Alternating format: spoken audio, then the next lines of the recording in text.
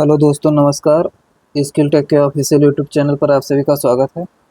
आज के इस वीडियो में बात करेंगे दक्षिण अमेरिका महाद्वीप, ऑस्ट्रेलिया महाद्वीप और अंटार्कटिका महाद्वीप से जो मैपिंग से एमसीक्यू के प्रश्न बनते हैं, ये पेपर में पूछ लिया जाता है। हर पेपर में लगभग, यदि ज्योग्राफी से प्रश्न आ रहा है, 15 से 20 प्रश्न है तो वहाँ से 4-5 प्रश्न पूछा जाता है मैपिंग से। अगर मान लीजिए 10 5 से 10 प्रश्न है तो 2-3 प्रश्न मैपिंग से ही रहता है। तो जितने भी अच्छे अच्छे प्रश्न बन सकते हैं एनसीईआरटी एससीईआरटी के, सभी इसमें शामिल कर लिए हैं।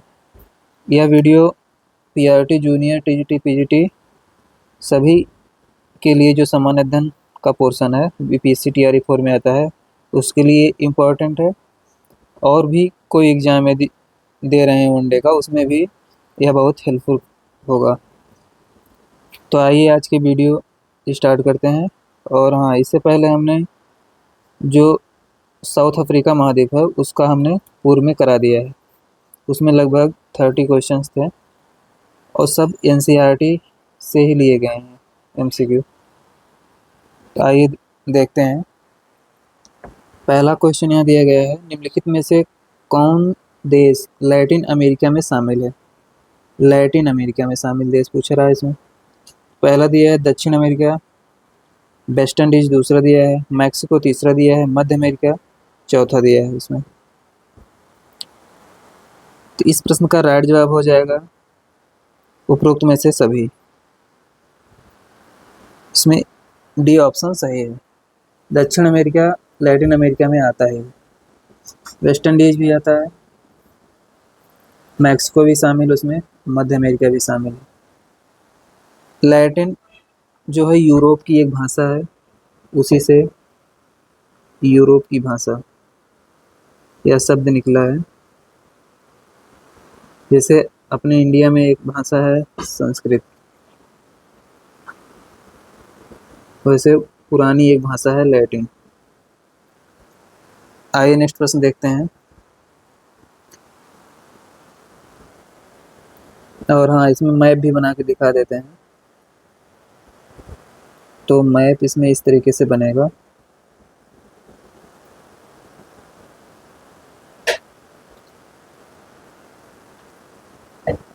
ये हमारा हो गया उत्तरी अमेरिका,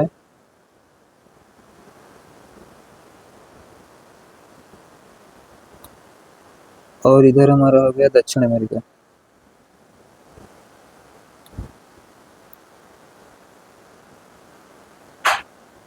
ये हमारा दक्षिण अमेरिका हो गया। तो लैटिन अमेरिका में जो शामिल देश हैं हमारे, यहाँ से यहाँ तक के देश सभी हमारे लैटिन अमेरिका में ही आते हैं। Latin America. तो दक्षिण अमेरिका के कुछ देश आते हैं, तो ये भी इसमें शामिल हो गया। वेस्ट इंडीज यहाँ मिलता है इस एरिया में, मैक्सिको यहाँ है, मध्य अमेरिका, ये मध्य अमेरिका ही है, जितने भी इधर देश हैं यहाँ पे। तो आशा करते हैं आप सभी लोग समझ पाए होंगे, और हम मैपिंग के थ्रू ही सब कुछ समझाएंगे इसमें। आइए नेक्स्ट प्रश्न देखते हैं। निम्नलिखित दिए गए दक्षिण अमेरिकी देश पर विचार कीजिए। Argentina, Paraguay, Bolivia, Guyana, Suriname. उपरोक्त में से कौन सा स्थल रुद्ध देश है? स्थल रुद्ध देश पूछ रहा है इसमें। तो जो भी मैपिंग की क्लास किया होगा कहीं पर भी, वह इस प्रश्न को बहुत आसानी से पकड़ लेगा। नहीं तो याद करने वाले लोग इसमें फेल मार जाएंगे, क्योंकि कितना कोई याद करेगा। तो मैपिंग पढ़ने से यही फ़ायदा रहता है कि अर्जेंटीना कहाँ है, जिसके दिमाग में लोकेशन चल रहा होगा वो बहुत आसानी से पकड़ लेगा, क्योंकि ये समुद्र से सीमा साझा करते हैं। पराग्वे कहाँ पे है, इसका लोकेशन भी, बोलीविया का लोकेशन, गुयाना का लोकेशन, सूरीनाम का लोकेशन। अभी हम मैप बना के इसका लोकेशन दिखा देते हैं। जिन लोगों को नहीं पता होगा उनको भी जानकारी हो जाएगी, और जिनको पता होगा वो तो आसानी से कर लेंगे। तो देखिए, ये दक्षिण अमेरिका का मैप हम बना रहे हैं यहाँ पर। तो हमारा ये दक्षिण अमेरिका महाद्वीप हो गया। जिसको मैप बनाना नहीं आता होगा, जैसे जैसे हम बना रहे हैं वो प्रैक्टिस करके सीख भी सकता है। और इसमें अर्जेंटीना हमारा यहाँ पड़ेगा, अर्जेंटीना। पराग्वे, पराग्वे यहाँ मिलेगा। बोलीविया, बोलीविया यहाँ मिलेगा। गुयाना यहाँ, सूरीनाम यहाँ। तो आप सभी लोग देख पा रहे होंगे यहाँ पे उत्तरी अटलांटिक, उत्तरी अटलांटिक ना लिखिए, सीधे अटलांटिक महासागर लिखिए।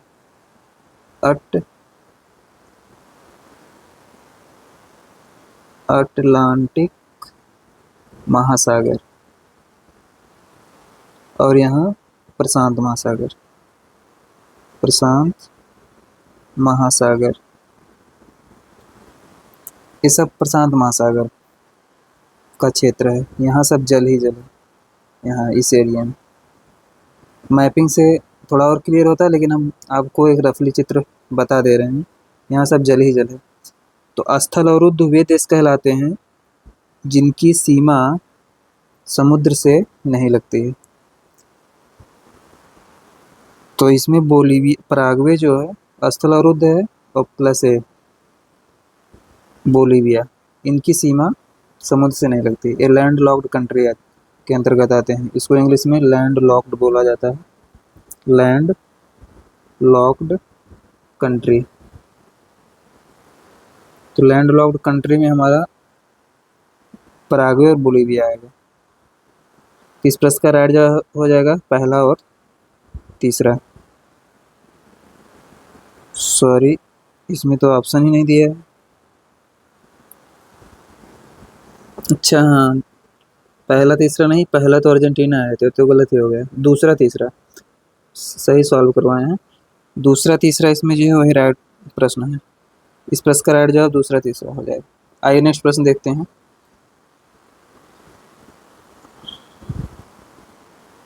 इस प्रश्न में बोला है निम्नलिखित में से कौन सी विश्व की सबसे लंबी पर्वतमाला है। सबसे लंबी पर्वतमाला, जो भी मैपिंग की क्लास किया होगा, मैपिंग, वह तुरंत दिमाग में फिट कर लेगा कि सबसे लंबी पर्वतमाला कौन सी है। ऑप्शंस दिया है हिमालय पहला ऑप्शन है, रॉकी दूसरा ऑप्शन है, एंडीज तीसरा ऑप्शन है, अपलेशियन चौथा ऑप्शन है। यहाँ तो हम टॉपिक वाइज करवा रहे हैं, तो आप लोग आइडिया लगा लिए होंगे, लेकिन अभी यही मिक्स में क्वेश्चन आता तो वहाँ थोड़ा समझने में दिक्कत होगी। इस प्रश्न का राइट जवाब होगा एंडीज। दक्षिण अमेरिका महाद्वीप की सबसे लंबी पर्वतमाला है और विश्व की भी सबसे लंबी पर्वतमाला है। तो इसका लोकेशन कहाँ पे है हम मैप में दिखा देते हैं। जैसे दक्षिण अमेरिका, इतनी बार मैप बनाएंगे कि आराम से आप सभी लोगों को समझ में आएगा। ये हमारा दक्षिण अमेरिका महाद्वीप है। तो जो एंडीज पर्वतमाला है तो यहाँ पर स्थित है। इतनी लंबी श्रृंखला है एंडीज पर्वतमाला की। एंडीज यहाँ से लेकर यहाँ तक। आशा करते हैं आप सभी लोग समझ पाए होंगे। आइए नेक्स्ट प्रश्न देखते हैं। निम्नलिखित में से कौन सा कथन एंडीज पर्वतमाला के संदर्भ में गलत है। फिर वही प्रश्न आया है, बस इसको दूसरे टाइप से पूछ रहा है। एंडीज पर्वतमाला विश्व की सबसे ऊंची पर्वतमाला है। एंडीज नवीन उल्लिख पर्वत के उदाहरण है। सॉरी, इसमें गलत कथन पूछा गया है।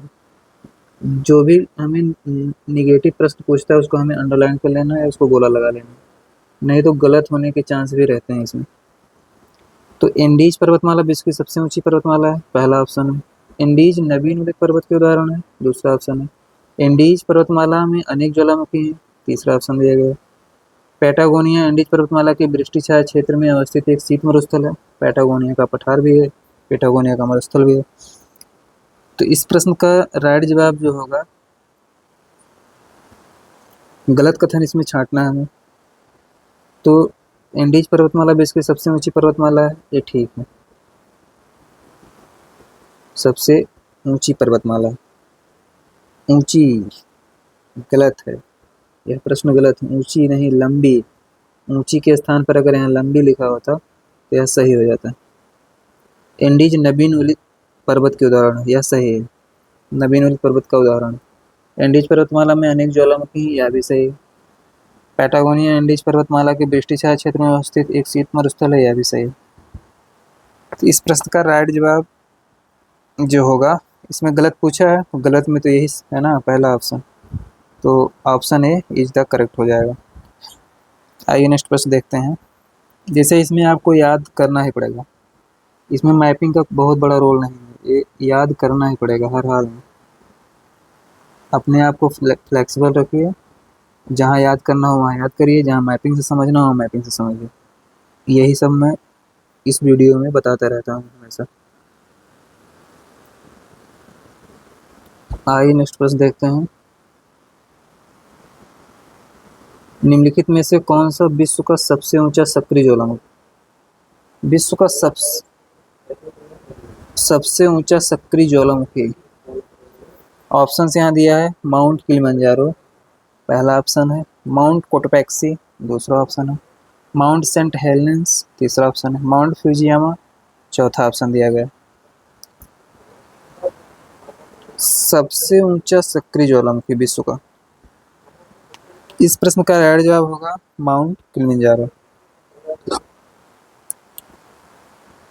सॉरी, किलिमंजारो तो दक्षिण अफ्रीका में है, दक्षिण अफ्रीका। माउंट कोटोपैक्सी ये सबसे ऊंचा ज्वालामुखी, ये दक्षिण अमेरिका में है। इसका भी लोकेशन भी दिखा देंगे आप सभी को, कहाँ स्थित है। माउंट फ्यूजियामा है, जापान में है। ये अभी याद नहीं आ रहा हमें कहाँ पे है। Mount Saint Helena. तो इसका जो लोकेशन है माउंट कोटोपैक्सी का, वो यहाँ पर स्थित है। ये हमारा हो गया दक्षिण अमेरिका का मैप हो गया। तो कोटोपैक्सी यहाँ पर स्थित एक ज्वालामुखी पर्वत है, एंडीज पर्वतमाला में ही स्थित है। आइए नेक्स्ट प्रश्न देखते हैं।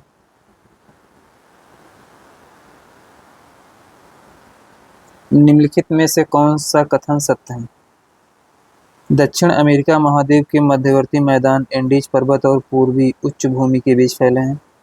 मध्यवर्ती मैदानों का अधिकतर भाग अमेरिका, अमेजन और प्लाटा नदियों की द्रोणियों से बना। सत्य कथन यहाँ हमें चूज करना है। कोर्ट वाले प्रश्नों में हमें बहुत सावधानी से पढ़ना होता है। केवल एक, केवल दो, एक और दो दोनों, ना ही एक ना ही दो, ऐसा ऑप्शंस बनाए गए हैं यहाँ पे। तो एक बार दोबारा पढ़ते हैं इस प्रश्न को। दक्षिण अमेरिका महाद्वीप के मध्यवर्ती मैदान एंडीज पर्वत पूर्वी उच्च भूमि के बीच फैला है। पूर्वी उच्च भूमि के बीच फैला है, गलत ऑप्शन। पूर्वी नहीं, पश्चिमी, पश्चिमी उच्च भूमि की ओर फैला है। क्योंकि अभी जब हम बना रहे हैं मैप, तो हम हमेशा तो इधर ही दिखा रहे हैं आप सभी लोगों को। देखिए यहाँ ही दिखा रहे हैं, तो अगर इसको हम लोकेशन के हिसाब से इंडिकेट करेंगे, प्रीवियस वीडियो में हमने लोकेशन को बताया था, तो ए ईस्ट हो जाएगा, ए वेस्ट हो जाएगा, ये नॉर्थ हो जाएगा, ये साउथ हो जाएगा। तो पश्चिमी तट तो हमारा यही हुआ ना। और ये इसमें बोल रहा है पूर्वी उच्च भूमि, इधर तो है ही नहीं। तो मध्य मैदानों का अधिकतर भाग अमेरिका, अमेजन और प्लाटा नदियों की द्रोणियों से बना है। ये ठीक बात है, जो ये दूसरा स्टेटमेंट लिखा है इसमें, यह ठीक बात है। तो इस प्रश्न का राइट जवाब होगा केवल दो। आइए नेक्स्ट प्रश्न देखते हैं।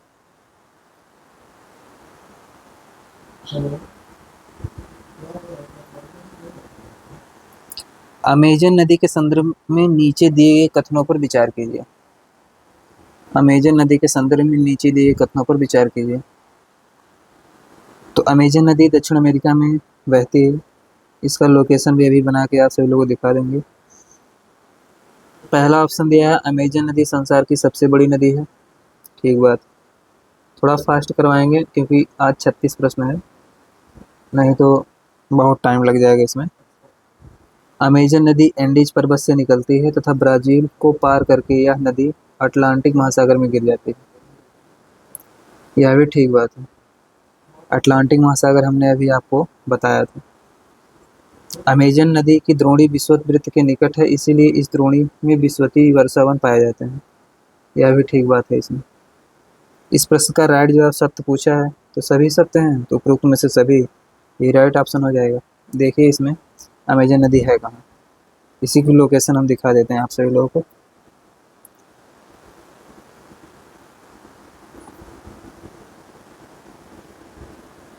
कुछ इस प्रकार ऊपर वाला ही पोर्शन हम बना रहे हैं।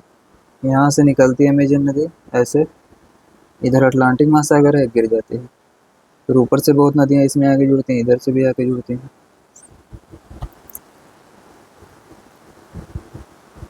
आइए नेक्स्ट प्रश्न देखते हैं। विश्व की सबसे ऊंची नौकागम्य झील कौन सी है? पोपो झील, टिटिकाका झील, ओरिएंटो झील, ग्रेट बियर झील। सबसे ऊंची नौकागम्य झील, इस प्रश्न का राइट जवाब होगा टिटिकाका झील। दक्षिण अमेरिका में स्थित है टिटिकाका झील। यह एंडीज पर्वत श्रृंखला के पास ही स्थित है, इसीलिए सबसे ऊंचाई पर स्थित है। आइए नेक्स्ट प्रश्न देखते हैं। विश्व का सबसे ऊंचा जलप्रपात कौन सा है? नियाग्रा जलप्रपात, जोंग जलप्रपात, विक्टोरिया जलप्रपात, एंजल जलप्रपात। इस प्रश्न का राइट जवाब होगा एंजल जलप्रपात। विश्व का सबसे ऊंचा जलप्रपात है। इसका एंजल जलप्रपात का लोकेशन जो है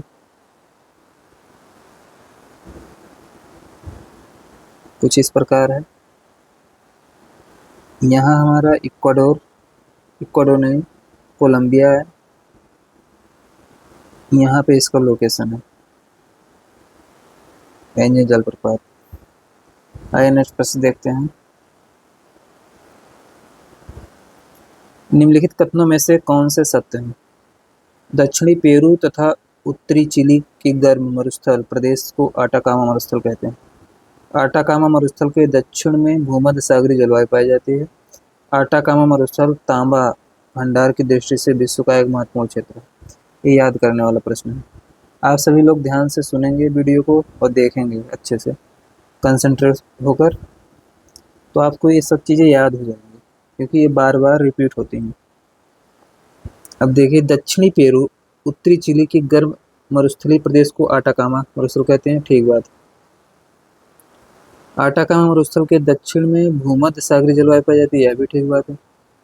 भूमध्य सागरीय जलवायु इसके पहले वीडियो में हमने बहुत अच्छे से क्लियर किया है, आप सभी लोग वहाँ इसे जाकर देख सकते हैं। भूमध्य सागरीय जलवायु के कहाँ से कहाँ तक पाई जाती है, कितने अक्षांशों के बीच पाई जाती है, यह भी हमने बताया। तो आप लोग जरूर देखिए प्रीवियस वीडियो को, क्योंकि एक ही वीडियो में सब कुछ समेटना संभव नहीं है। हालांकि मैक्सिमम चीज़ें मैं समेट देता हूँ, लेकिन सब कुछ समेटना असंभव है।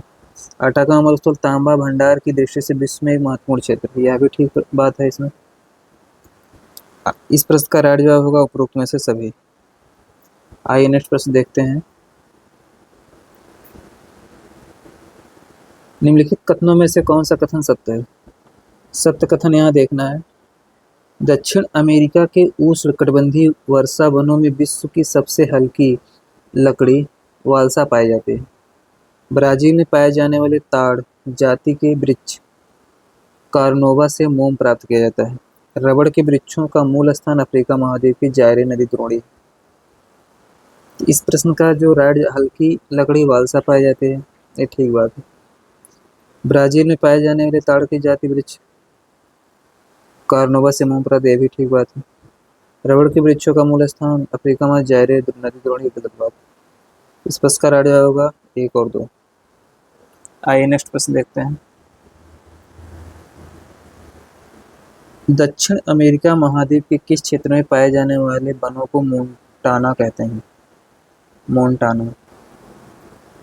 तो ऑप्शन यहाँ दिया गया है। अमेजन नदी द्रोणी के क्षेत्र में पाए जाने वाले वनों को, एंडीज पर्वत के पूर्वी ढलानों के वनों को, एंडीज पर्वत के दक्षिणी ढलानों के वनों को, ब्राजील के तटीय क्षेत्र में पाए जाने वाले वनों को। तो इस प्रश्न का जो राइट जवाब होगा, एंडीज पर्वत के पूर्वी ढलानों के वनों को मोंटाना बोला जाता है। पूर्वी ढलान इधर इस साइड, तो इसी को मोंटाना। यहाँ बहुत से पेड़ पौधे मिलते हैं, घने जंगल मिलते हैं, तो उसी में मोंटाना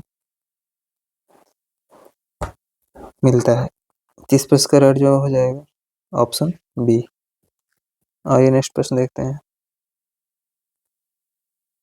विश्व के सबसे बड़े शिकारी पक्षी का नाम क्या है? शिकारी पक्षी, विश्व का सबसे बड़ा शिकारी पक्षी। ऑप्शन यहाँ दिए गए, कॉन्डोर, रिया, शुतुरमुर्ग, गिद्ध। इस प्रश्न का राइट जवाब होगा कॉन्डोर। कॉन्डोर पक्षी विश्व का सबसे बड़ा शिकारी पक्षी है। हालांकि गिद्ध भी शिकारी पक्षी है, लेकिन बड़ा नहीं। ये याद करने वाला प्रश्न है,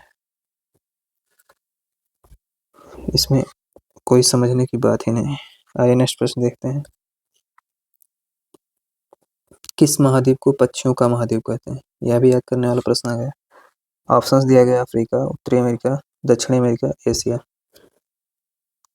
अफ्रीका, उत्तरी अमेरिका, दक्षिणी अमेरिका, एशिया। यहाँ तो हम दक्षिण अमेरिका करा रहे हैं, तो इसलिए आप सब लोग समझ जाएंगे कि दक्षिण अमेरिका का ही इसमें होगा। लेकिन ये मिक्स में अगर आएगा, ओवरऑल मॉक टेस्ट में अगर ये प्रश्न आ जाता तो यह बहुत कठिन प्रश्न हो जाता अगर इसको पता नहीं होगा। तो दक्षिण America, south America is the right answer. आइए नेक्स्ट प्रश्न देखते हैं। नीचे दिए गए कथनों पर विचार कीजिए। दक्षिण अमेरिका का यह जीव एंडीज पर्वतमाला के ऊंचे भागों में रहता है। पर्वतीय क्षेत्रों में इन जीवों के द्वारा सामान की ढुलाई की जाती है। यह लंबी गर्दन वाला पशु ऊंट प्रजाति का है। ऊंट की तरह ही कई दिनों तक बिना पानी के रह सकता है। उपरोक्त विशेषताएं किस जीव के संदर्भ में? तो यहाँ एक जीव के विशेषता दिया गया है, उसी के बारे में पूछा जा रहा है। तो ऑप्शन यहाँ है प्यूमा, पहला ऑप्शन है।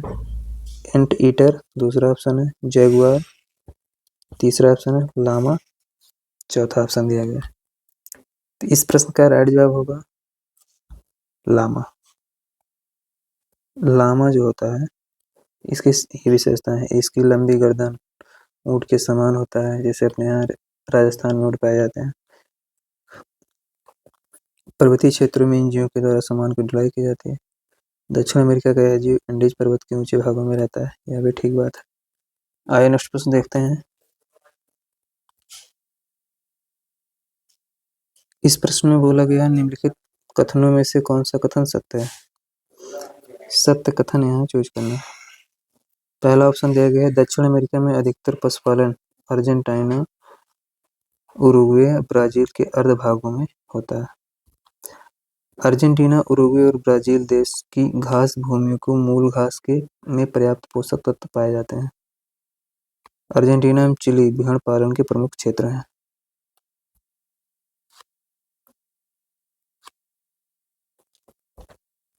तो इस प्रश्न में यहाँ जो लिखा गया है, अर्जेंटीना, उरुग्वे, ब्राजील देश की घास भूमियों की मूल घास में पर्याप्त पोषक तत्व पाए जाते हैं, गलत बात है।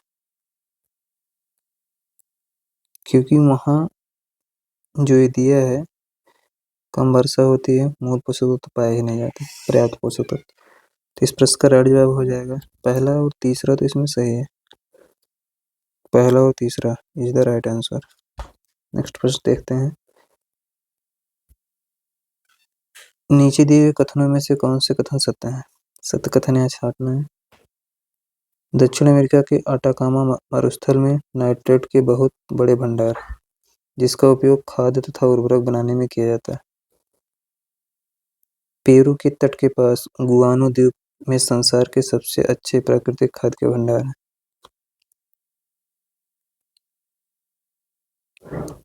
तो पेरू की राजधानी लीमा। इस प्रश्न में दोनों ऑप्शन सही, दोनों स्टेटमेंट सही हैं। यह भी सही है। गुआना के द्वीपों के पास संसार के सबसे अच्छे प्राकृतिक खाद्य के भंडार हैं, ठीक है। अटाकामा मरुस्थल नाइट्रेट के भंडार, इसका उपयोग खाद्य उर्वरक बनाने के लिए भी ठीक बात है। सब याद करने वाली चीजें हैं। इसमें समझने वाला कुछ नहीं है। अगर आपने कहीं पढ़ा है किसी बुक से या टीचर से या कहीं सुना है, याद है, तो आप कर पाएंगे, नहीं तो गलत होगा ही होगा ये। आइए नेक्स्ट प्रश्न देखते हैं। दक्षिण अमेरिका के संदर्भ में फैजेंडा किसे कहते हैं? फैजेंडा, यह भी याद करने वाला प्रश्न आ गया। ब्राजील के कहवा के बगानों को पहला ऑप्शन दिया गया। भेड़ों को रखने के लिए बड़े बाड़ों को, पेटागोनिया के मरुस्थल में उगने वाली कटीली झाड़ियों को, एंडीज पर्वत के पर्णपाती वनों को। इस प्रश्न का राइट जवाब होगा ब्राजील के कहवा बगानों को फैजेंडा बोला जाता है। आइए नेक्स्ट प्रश्न देखते हैं।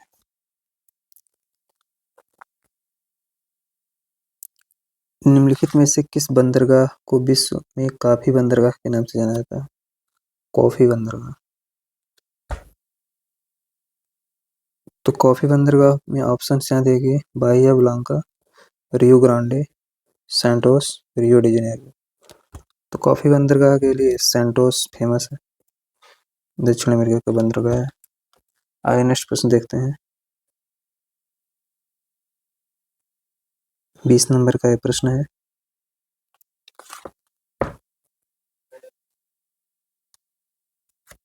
निम्नलिखित कथनों में से कौन से सत्य हैं? एंडीज पर्वत अर्जेंटीना और चिली की मध्य सीमा बनाते हैं। अर्जेंटीना की समृद्धि का कारण इसकी उत्तम घास भूमि पंपास है। अर्जेंटीना में पशुओं को बड़े बड़े चारागाही फार्मों में पाला जाता है तथा पशुओं की देखभाल करने के लिए गुआचो कहा जाता है। ऑप्शन यहाँ दिए गए हैं, केवल 1 और 2, केवल 2 और 3 सही है। सत्य यहाँ पूछा गया है, केवल 1 और 3 सही है, उपरोक्त सभी। तो एक बार दोबारा ऑप्शंस देख लेते हैं। इसमें जो स्टेटमेंट लिखा गया है, एंडीज पर्वत अर्जेंटीना और चिली के मध्य सीमा बनाते हैं, ठीक बात। अर्जेंटीना की समृद्धि का कारण इसकी उत्तम घास भूमि पंपास है, यह भी ठीक बात।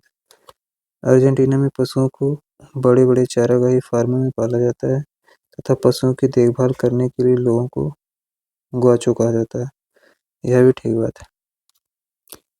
तो इस प्रश्न का राइट जवाब हो जाएगा उपरोक्त में से सभी। वैसे तो आज हमने 36 प्रश्न बोला था इसमें करवाने के लिए, परंतु आज कुछ टेक्निकल इशू आ रहा है जिसके कारण हम यहीं पर वीडियो समाप्त करते हैं और नेक्स्ट वीडियो में आपको हम जो यहाँ बचा है, क्या नाम है, ऑस्ट्रेलिया और अंटार्कटिका, इसको करवा देंगे जितने भी क्वेश्चंस बनते हैं इसमें।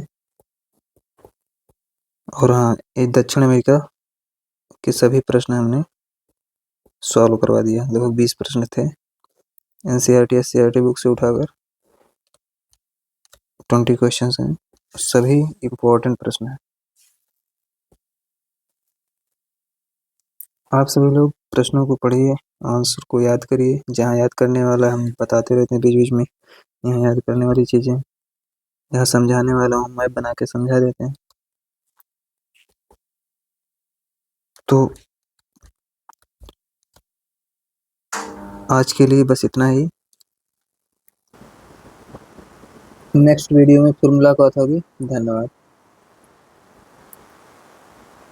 और हाँ, जितने भी हमने प्रीवियस में करवाए हैं क्वेश्चंस, प्रीवियस में आप सभी लोग इसी चैनल स्किल टेक पर मिल जाएंगे, स्किल टेक पर ही उपलब्ध हैं।